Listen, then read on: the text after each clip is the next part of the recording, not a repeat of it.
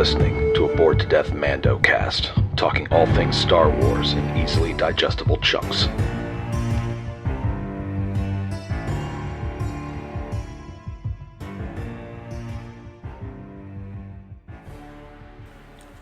Hello again, ladies and gentlemen, and other assorted gender assignations. Welcome back to the Bored to Death Mandocast. I am Jay, being joined by Chris, and bringing back Zeke. He is back to rejoin us. Yeah, and the Peanut Gallery was hanging out with the Bingecat for a bit. They're leaving now, but we have to get more animals. No, we don't. We want a binge squirrel. No, we don't. So they can throw the nuts at the TV. No, stop it. Oh, I want a binge dog. No. It can't be worse than what they wanted with the binge skunk. I was not aware that there was discussions for a binge skunk. Oh yeah, we will not talk about those discussions. Animal. We've had that. Binge brat. We have already. I'm not going to revisit the discussion about the binge skunk. The binge skunk is not happening. Let it drop. What, in case somebody says this stinks, they'll hold up the skunk? Oh, they're going. No, the discussion of the binge skunk is dead. Stop it. I'll tell you later. Feel that well, like brain. Oh God.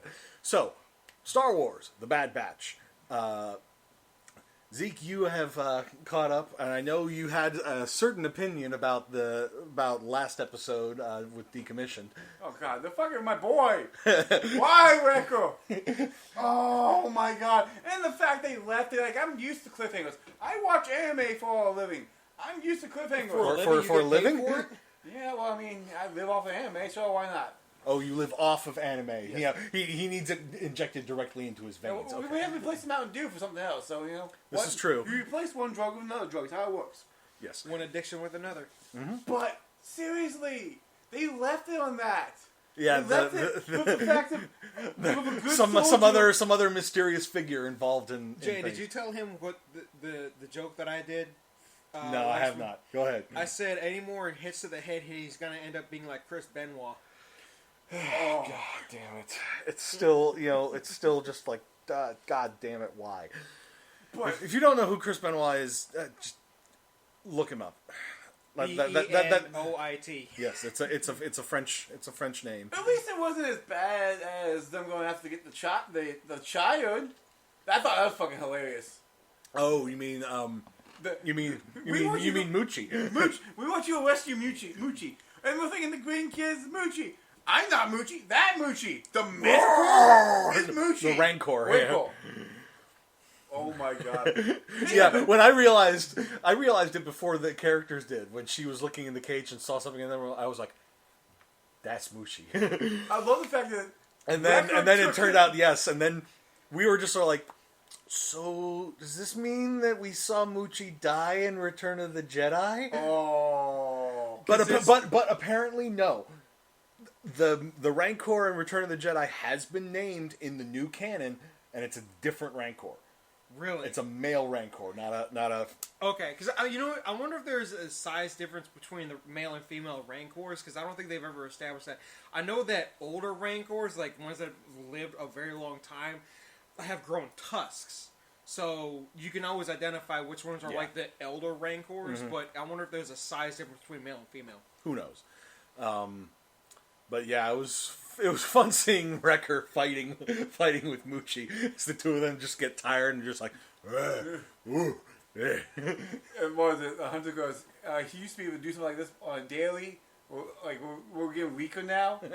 I don't think he said anything like that. It's just sort of like, no, because oh yeah, he did. It was like this. It took you long enough. We made some sort of crack about how it took longer than it should have. Yeah. And then last episode, while I was watching it with Chris, when the sisters like, sorry about that, we had a brief little technical hiccup there. So, but yeah, when the sisters lifted their masks, I literally sat up and was like, wait, are those the sisters from the last season of Clone Wars? And it was. And it was. I'm just wondering, wasn't the bounty hunter the chick from Mandalorian? Yes. I thought so. Fennec Shand. Yeah, that was Ming-Na Wen's character. Also her voicing the character. Yep. But, and this is when Fennec was just getting started in the bounty hunting business. So this is before she became wanted in 12 systems or whatever by the time of The Mandalorian. So yeah, we've got a lot of stuff going on here where the Batch have had their run-ins with the early stages of the rebellion, because that's who the Martez sisters were apparently working for at the end of or during the last episode. Although we don't know who specifically their contact is, there's some theories going on. See, it's bad because I'm starting to like these teases that they're doing for these new Star Wars shows, because I'm just like, give me more. Because, like, especially now with like all like the upcoming stuff that they have announced for, you know, the upcoming shows, like the Ahsoka Tano show, the Acolyte. The Acolyte, yeah. Kenobi. Definitely Kenobi. I'm looking forward to Kenobi. Oh, yeah. I want Ewan McGregor back so bad in the role. And the fact that supposedly Hayden Christensen is coming back as Vader. Nice. Well, either Vader or as Anakin. I don't really Like know Force how. Vision Anakin, maybe. Probably. I don't really know how they're going to do it. Well, you know, hey, this is, you know, just hearing that he's going to be in it is going to make people speculate. And Yeah. that's always fun. Are you sure about that? I like to speculate about stuff. Okay. No Way Home. Are we really going down this pathway? Speculation? Speculation could be bad. It's like, oh, cool. He's talking about Spider-Man 3. This is not the Marvel cast. We're going to sprinkle a little bit of information here.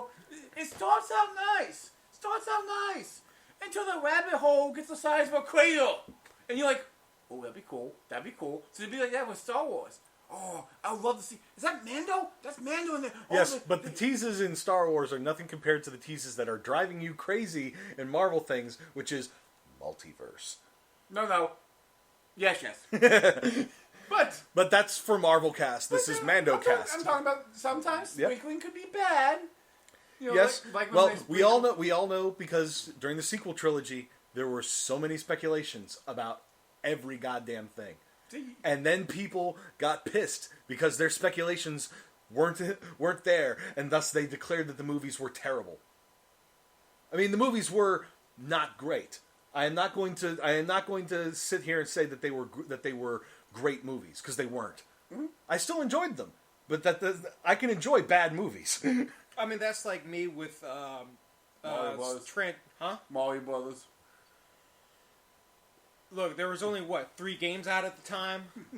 And they had a husband and wife duo director that just argued through the entire thing, caused the entire cast to drink every single night. Yeah, there were problems. Oh, yeah. But yeah. No, I was thinking like,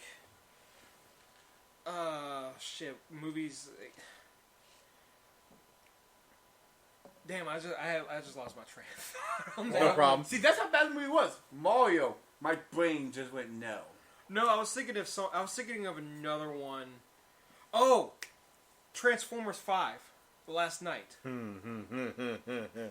I don't exist that one. That one does not exist in my brain. There were only 4 Transformers movies. Yeah. And there was only 1 Highlander movie. Yes, and there was only 2 Alien films. Yes. And there have only been 3 Predator films. And there have only been 2 Ghostbusters movies, with a 3rd on the way. Yes. I actually can't get on that bandwagon. Let's move on. I was one of the ones that were like, I would like to see their version. Now, granted, I like to get past the stupid comedy. I like to see their version of Zool. Yeah, okay.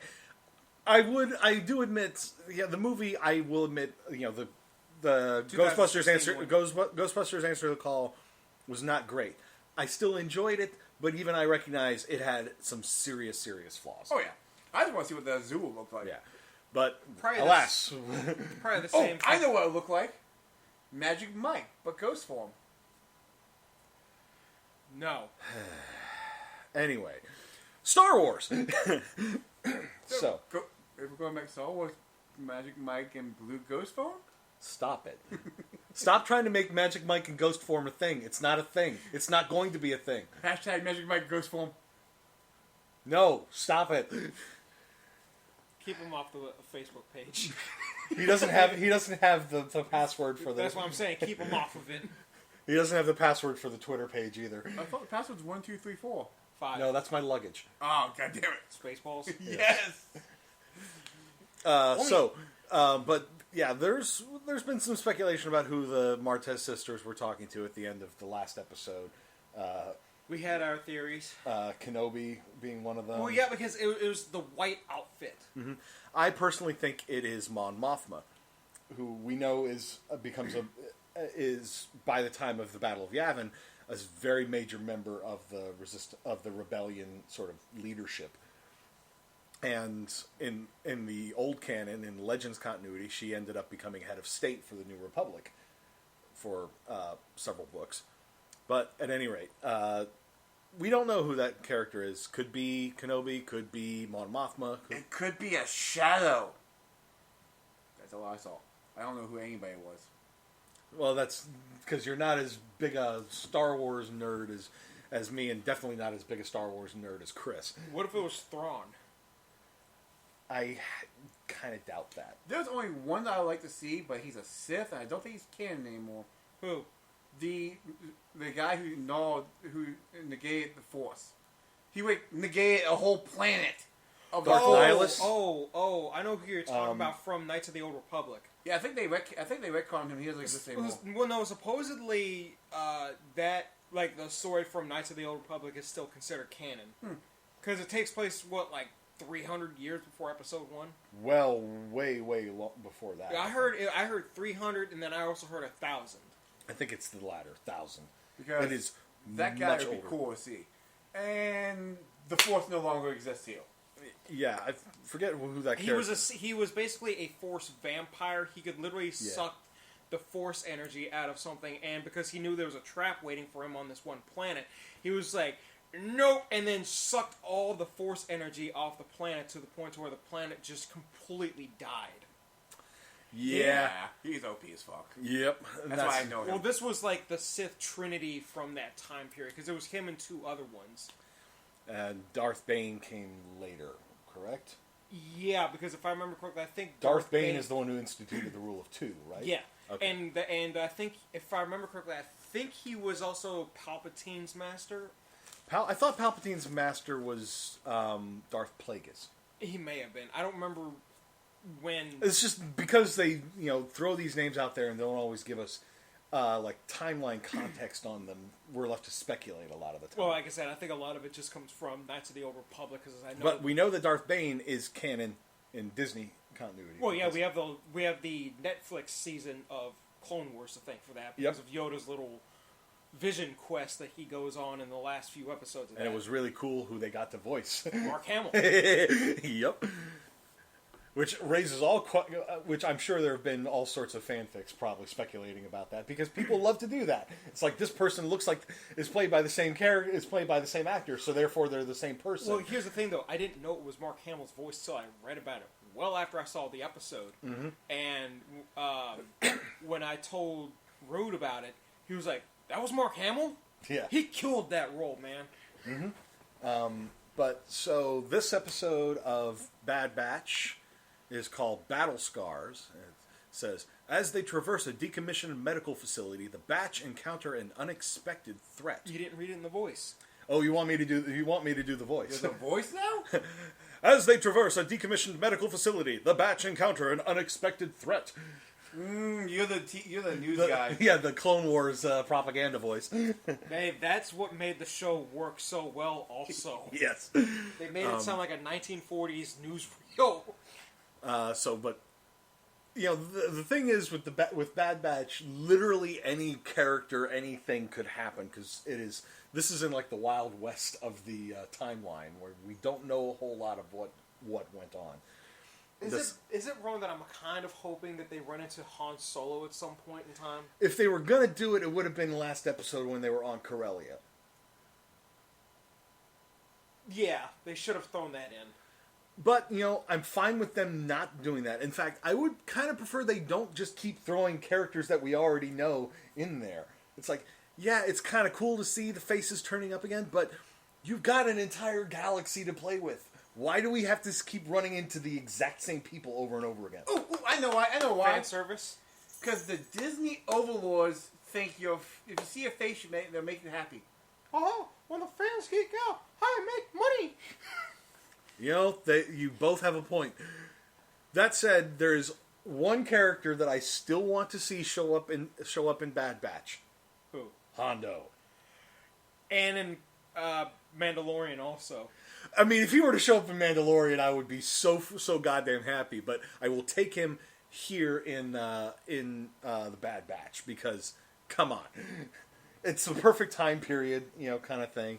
They don't have to worry about aging him up or anything. Because here's the thing: if he shows up in Mandalorian, he's going to be old as fuck. He was already getting old by the time of Rebels. Yeah.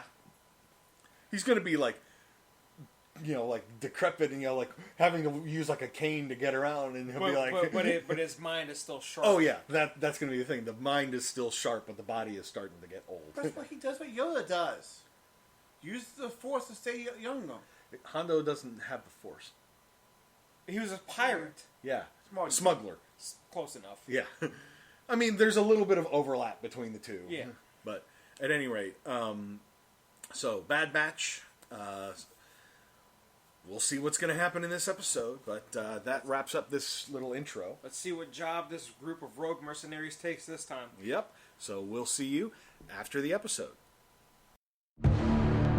Hey, while we're watching this episode, you should go ahead and toss us a like and subscribe. If you want to reach out, do it via our social media on Facebook or Twitter at BTD_Bingecast. The Bored to Death Clan is part of the CKCC Radio podcast tribe, including J Bunny's Music Hub, the Race Nerd Podcast, Real Paranormal Talk, Ranking Tracks, Motivational Moves, Park Hopper 101, and The Nerd Table. Imperial credits may not be worth much, but remember to support CKCC Radio on Patreon. I have spoken. And we're back. So, we got to see Wrecker go full heel.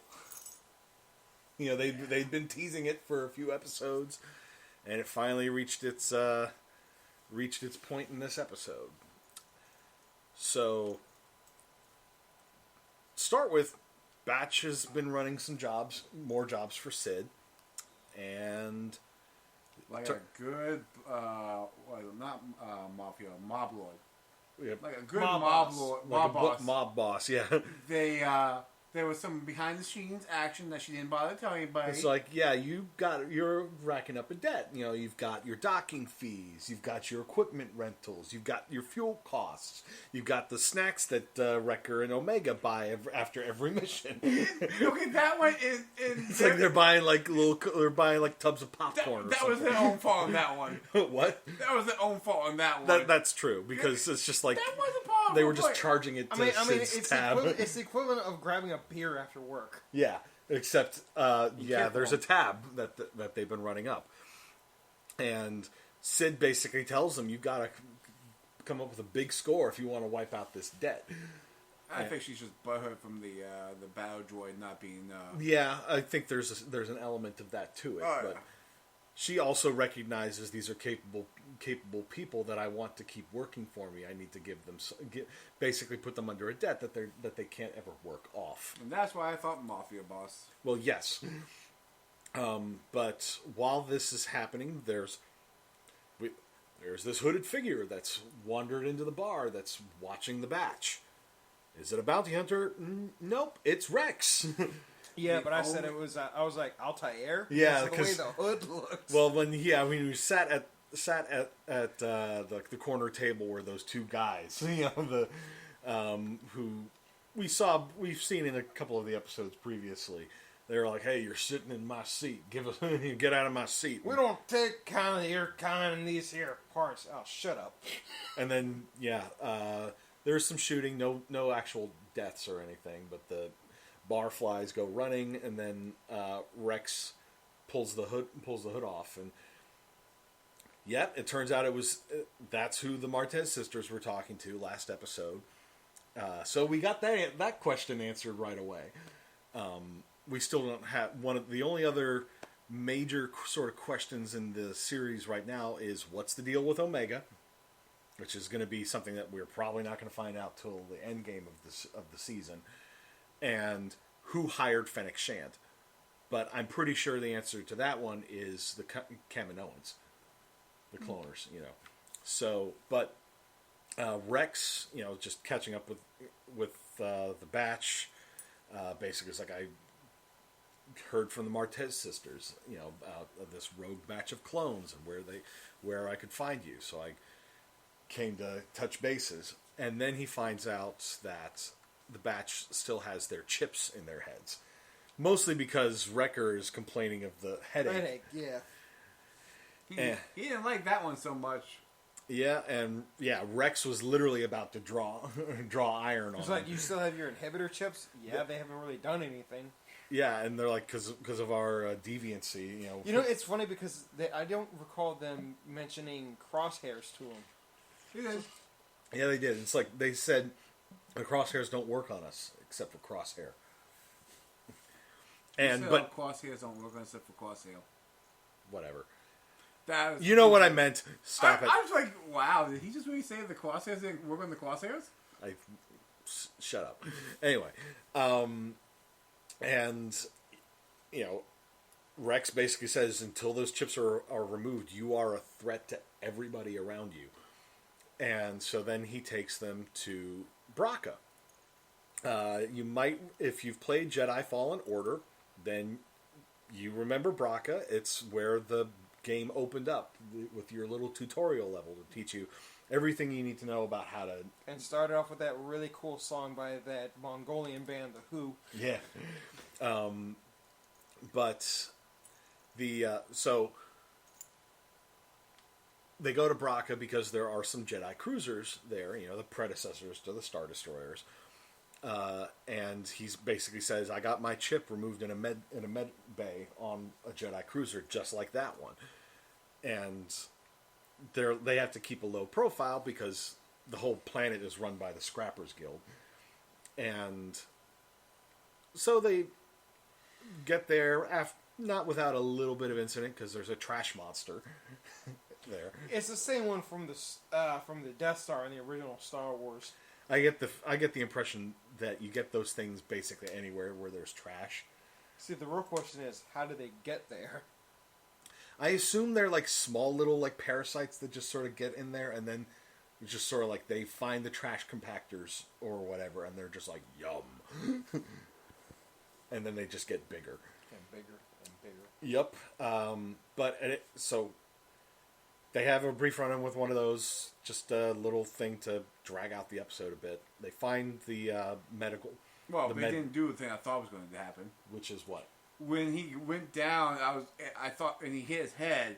That's where he was going to go bad. Yeah, because I was like, I think that was the straw that broke the camel's back.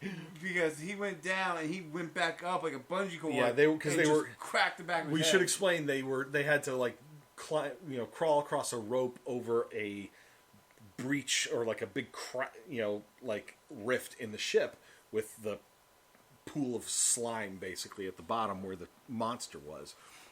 And when he fell, when Wrecker, who was the last one across the rope because, afraid of heights, it snapped, and yeah, he did bang his head again. But they get to the med bay, they're trying to do the scan on Wrecker, but it's, the headache's getting worse, and then while Tech is trying to scan him, that's when Order 66 takes over, and Wrecker basically goes evil and tries to kill his own squad. Well, if anybody's going to go crazy first, you really want the big guy to go first so you take him down faster. Yeah, but any of them would have been potentially bad as a person to go evil. Not as bad as Wrecker, because they took... Wrecker is dangerous because of his size and his strength. Yes. Tech... In a ship that's mostly powered down... Yes, but suppose they weren't on that ship, and it was anywhere else. If they, Tech is very dangerous because he's so smart. But in this case scenario, Yes. where it's in this specific place, the biggest and baddest one would have been Wrecker, because it took almost all of them. It did take all of them. And if it wasn't for the fact that Omega distracted them long enough for Rex to get back up and stun him. Yeah, he was manhandling the whole crew, which scares the hell out of you because he's a child at heart. Except when Order 66 took over, you notice there was nothing childish about him at all. Oh no, that's what I'm saying. That's the scary part. Because when he puts his mind towards a mission, not like a child's mind. Yeah. Oh, he's a beast. Well, yeah, I mean, he did fight a Rancor hand to hand.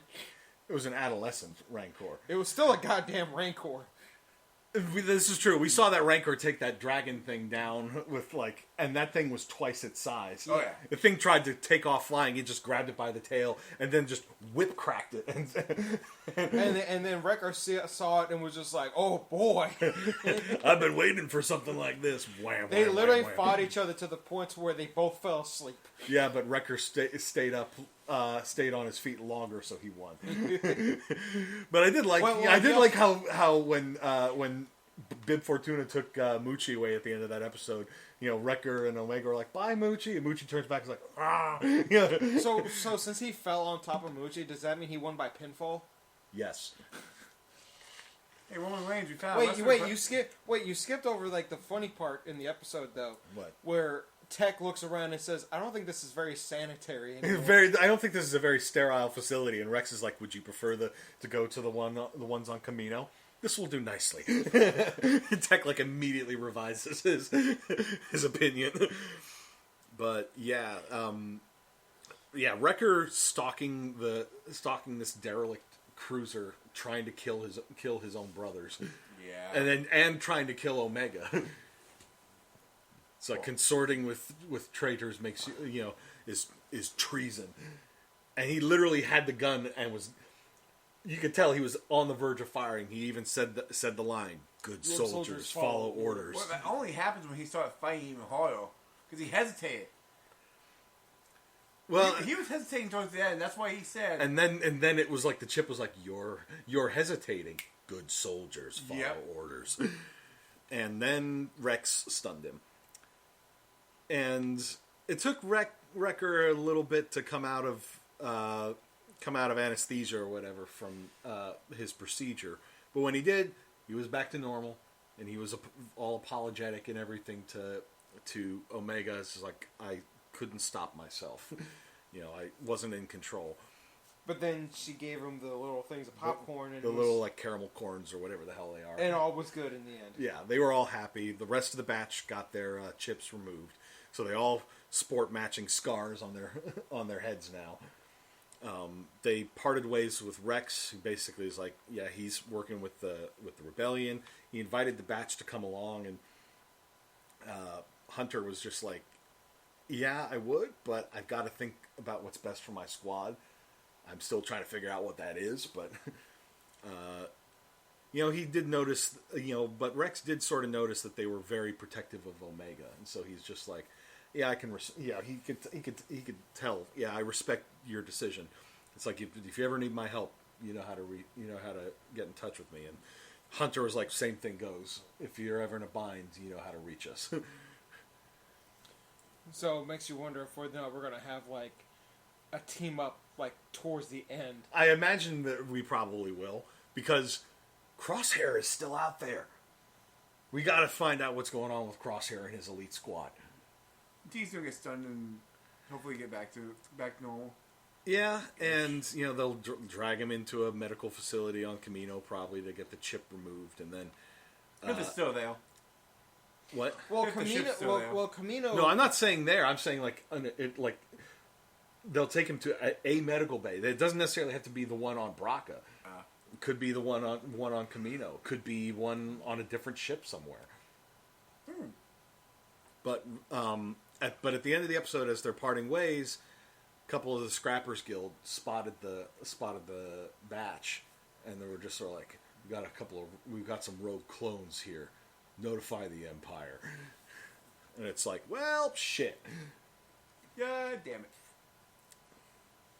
So yeah, that's there are still threats out there. The Empire is now going to be able to pick up on the batch's scent, which is going to bring probably Crosshair and the Elite Squad after them. Probably. I kind of want to see that fight because it's going to go badly for the Elite Squad. And that's probably also going to bring Fennec Shand around, because when the Elite Squad hears about gets notified, the Kaminoans are gonna overhear it, and then they're gonna pass the information on to Fennec, if they're the ones who hired Fennec, which I am still pretty sure they are. But yeah, we've gotten some more stuff going on now. The chips are removed, so there's less concern about them turning evil. Thank God. Yeah. Could you imagine what it would have been like if every single one of them had their chips activate like at the exact same time, and that would have been had to run from them, and it turned into like a game of cat and mouse. Yeah, that would have been pretty terrifying. I imagine that's about the point where Omega's hidden Jedi powers would have activated or something. Because I still believe that's what's special about her, is that she's force sensitive. I just like the fact of how smart she is. Mm-hmm. Well, yeah, because that was another little thing when she was introduced to Rex. Rex sort of got down on one knee to look at her. He's like, "You're not like any clone I've ever seen," and she just sort of looks at him and goes, "You're Generation 1. You got the lines in your face, sort of thing." That's basically what she said. Mm-hmm. And we got confirmation she does not have a chip, so there's no concern about that. Although we were just talking about what if all the batch hadn't had their chips removed and they all activated at once. What if Omega does have a chip? And what if it activates? If she force chokes everybody. It's like Baby Yoda throwing those stormtroopers around in Mando season 2. Or when she was choking Gina Carano. When he was when he was like, "No, she's a friend." Well, it's like, because she started choking, but it was Mando looking at her and then looking at Baby Yoda and seeing the thing. He's like, "No, bad, bad baby, bad, what about?" and then afterwards, Gina Carano. God, now I want to see. And then she was like, "That is not okay." God, now I want to see Lego Mandalorian video game now, because that is exactly what happened. Oh yeah. They're probably working on more Lego Star Wars shit. I want a Lego Doctor Who game. Oh my God, yes. It only kind of happened. No, Lego Dimensions does not count. A proper Lego Doctor Who game. I agree. Unlocking all the various doctors, and they all have like different sort of abilities that you would have to use in stages and stuff. Yes, exactly. I don't know what you would have each one be different slightly, but only two of them don't have a sonic screwdriver. Yeah. So, doing something with the scarf, like you use the scarf like a grappling hook sort of thing. Like you throw a thing up and then just climb. I can see that working. Yeah. I don't know. Again, I'm not sure how you would have everything done. River Song would probably have a gun because it's River. And Rory, you'd have regular Rory, and you'd have Centurion Rory. Yes. And you'd have Amy, and you'd have like old Amy from that episode where there was like the two timelines. That was weird. It was, but that would probably be in there too. Yeah. But yeah, like I could. Anyway, let's not get distracted talking about Doctor Who. But yeah, like I could totally see them doing like a Lego Mandalorian video game where Lego Clone Wars. There's a whole lot you could do with Lego Clone Wars. Lego could do a whole lot with all of the new Star Wars shit. Yeah, exactly. Like you've got Clone Wars, you've got Rebels, you've got Bad Batch, you've got Mandalorian, you've got sequel trilogy. Yeah, if they're going to do a Lego Star Wars, they're going to have to do the trilogy. Well, the sequel trilogy. Well, I'm starting to hear that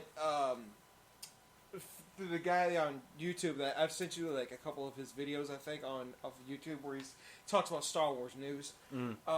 One of the things that he said is that apparently Jon Favreau was working on essentially retconning the sequel trilogy. Yeah.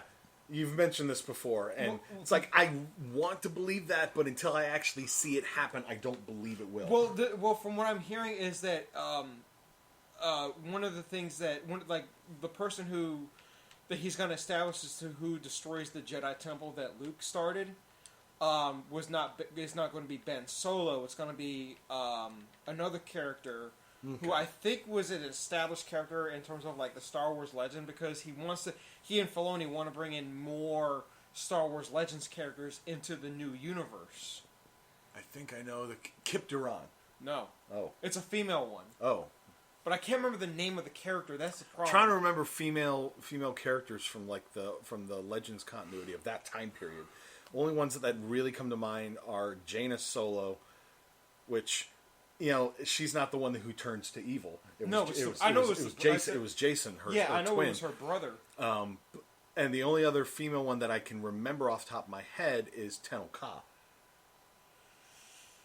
And I don't see that. I don't see that being the one.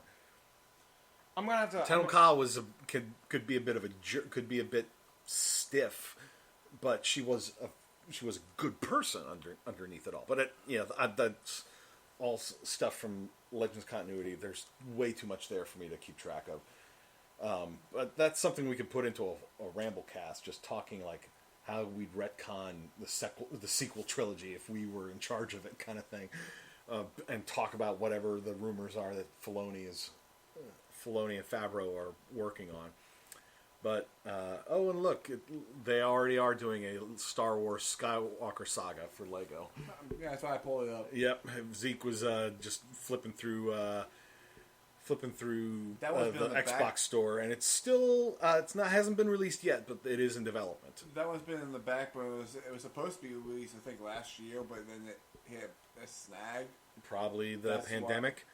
Probably. That's why it's on all. Because they couldn't all have all of their developers in the office, sort of thing. That probably slowed a lot of shit down. And the pandemic screwed up a whole lot of shit. But there was a major disturbance in the force. Yep. But it was a good episode. We've now got the threat of the chips out of the way for the batch. I don't know. I feel like this one was weaker than most episodes. They're not all going to be super strong. Well, it's like what Primus said when they released their greatest hits album. They can't all be zingers. Yeah. But there's still plenty of threats out there. The Empire with Crosshair and everybody, and Fennec, and Sid is now, while she was sort of cool, is now just sort of like, hey, you owe me. And if you don't pay up, then there's going to be problems. The question Mara is... Jade, okay. But it's who Favreau wants to play the role. Which is? Karen Gillan. Okay, yeah, I could see that. But Mara Jade being the one, that would be... now I want to know more. But that's something we could do in a completely separate podcast. I feel like she's pulling Treasure Planet Pirates. You watch Treasure Planet? I have not actually seen that one. That was the one that was it was done like the same animation style as Titan AE. Yes. Yeah. Right? It was the Disney film where it was sort of half hand drawn, half CG. Yeah, where it was the it was Treasure Island, but in space. Yeah. There's a scene that makes me think of. I'm wondering if they're playing the same thing as her, where the pirate was pretending to be bad because he didn't want his crew to mutiny on him. I'm wondering if she's doing the same thing, or is she actually just being a douchebag? And I'm gonna guess just being a douchebag. Because why would she didn't want to even admit that's who she was when the batch first showed up. I get the impression she didn't really want to have anything to do with them, but then she saw that they were actually pretty good at their job when they brought Moochie back, and so she gave them a lucrative job with the tech droid thing, and then they gave the droid head up to the rebellion instead of bringing it to her for the money, and now she's like, hey, you screwed up, now you owe me. So yeah, I think there's like 16 episodes in the season. Is that what they announced? I think so. Now I gotta look it up. Let's see.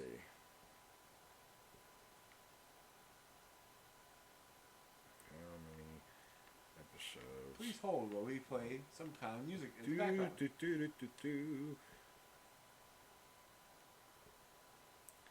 How many episodes of Bad Batch? 16 episodes, I was right. Okay. So we're not quite at the halfway point. So there's plenty of directions where the season could go, and depending on how it ends, it could end up you could do a second season. There's plenty of timeline for them to do stuff with the batch. It's not like with Rebels, where it's like once the series started with Rebels, they only had so much time until they were right up to where the movies began.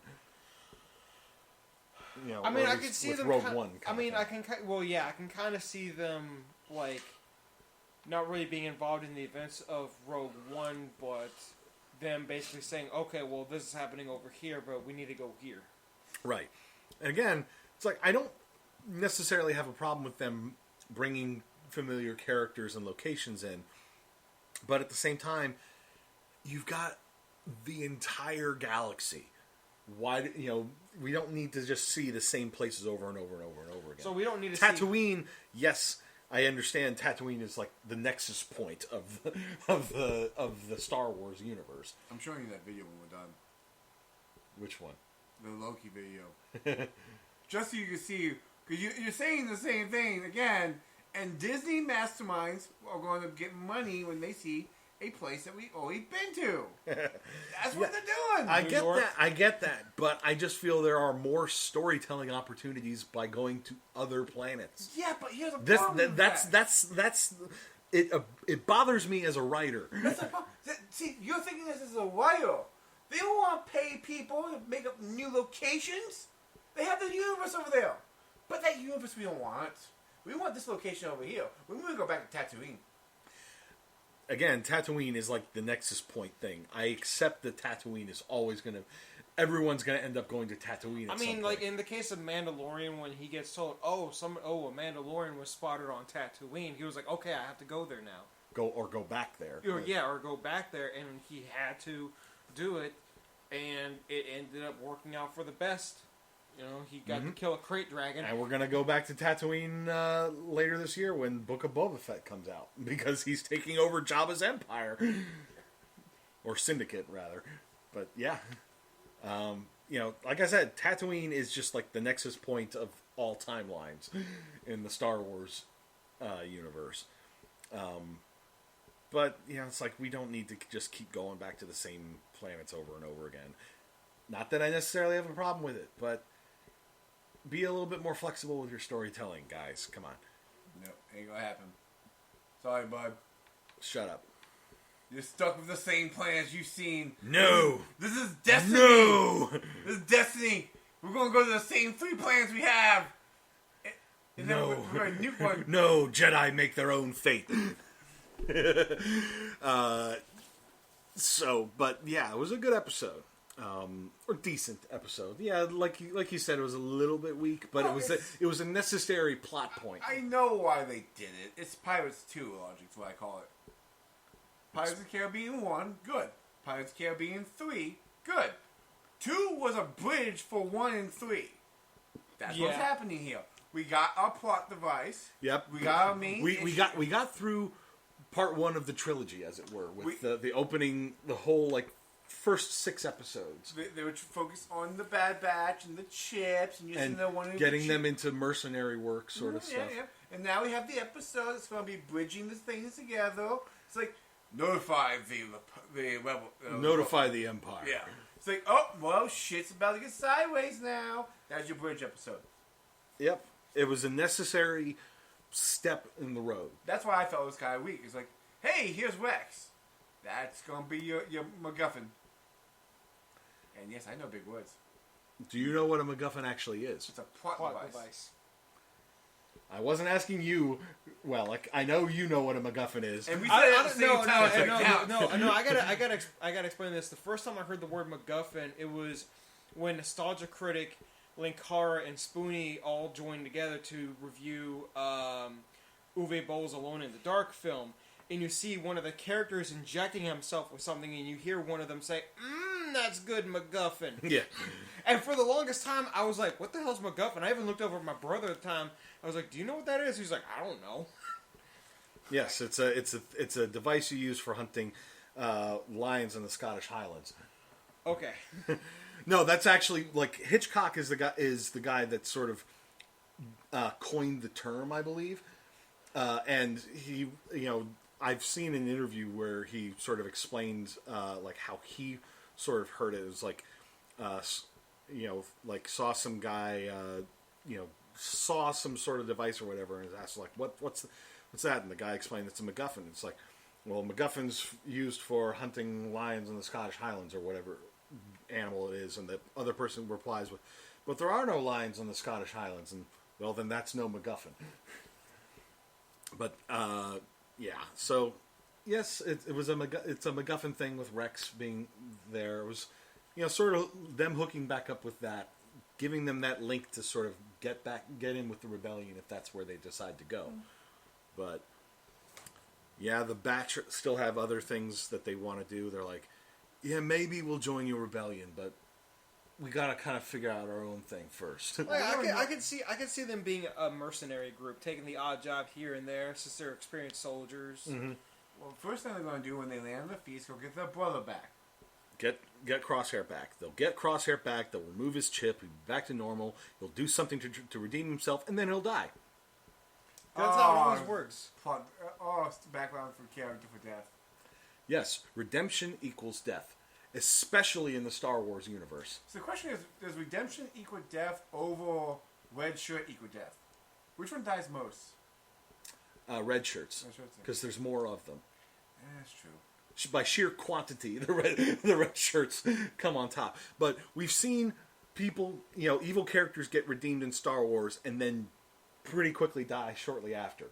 Vader, Ben Solo is another example. Mm-hmm. There are other. I kind of, sort of, semi want to say Maul at the end of Clone Wars. He never really got redeemed. Well, I mean, because he assisted Ahsoka in being a distraction, and boy, did he distract. Yes, but he never really did any kind of redemption arc. Redemption implies that he turned to, sort of implies he turned to the light, he turned to the force of good. He wasn't turning to the force of good. He was doing his own thing for his own benefit that just also happened to benefit her. He was entirely had his own interests in mind there. He never really got a redemption arc at all. Even his, mentoring Ezra Bridger in Rebels was purely for his own interest. Well, I mean, it's also like the final fight between him and Obi-Wan, where he asks him, is he really the chosen one? And he says yes. And then Obi-Wan actually closes his eyes after he dies. Okay, you could sort of make the excuse that he got a bit of redemption there, but notice he immediately died. If you undergo a redemption arc in the Star Wars universe, you are not long for that universe. So the moral of the story: if your lightsaber's red, keep it red. Yes. Basically, if you turn to the dark side, commit. The universe doesn't like quitters. No, it doesn't like people who go back and forth.